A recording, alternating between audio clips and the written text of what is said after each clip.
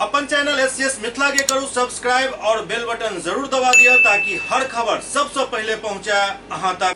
जिला निर्वाचन पदाधिकारी दरभंगा के निर्देश के आलोक में एमएलएसएम कॉलेज में मतदाता जागरूकता कार्यक्रम के आयोजन किया गेल। जिला निर्वाचन अधिकारी दरभंगा के निर्देश के आलोक में दरभंगा के प्रसिद्ध एमएलएसएम कॉलेज में मतदाता जागरूकता अभियान चलायल गेल।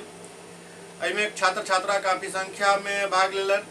मतदान की प्रक्रिया के बारे में अधिकारी सब विस्तार से बतौलन। उपस्थित छात्र और छात्रा के डबिंग वोट को देखायल गेल।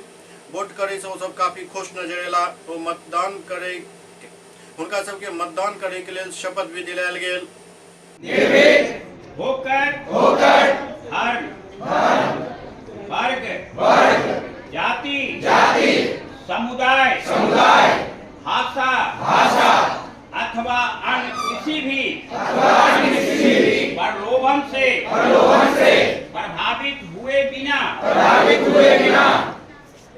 सभी निर्वाचनों में अपने मताधिकार का प्रयोग करेंगे। जय भारत। शपथ में मतदाता जागरूकता शपथ में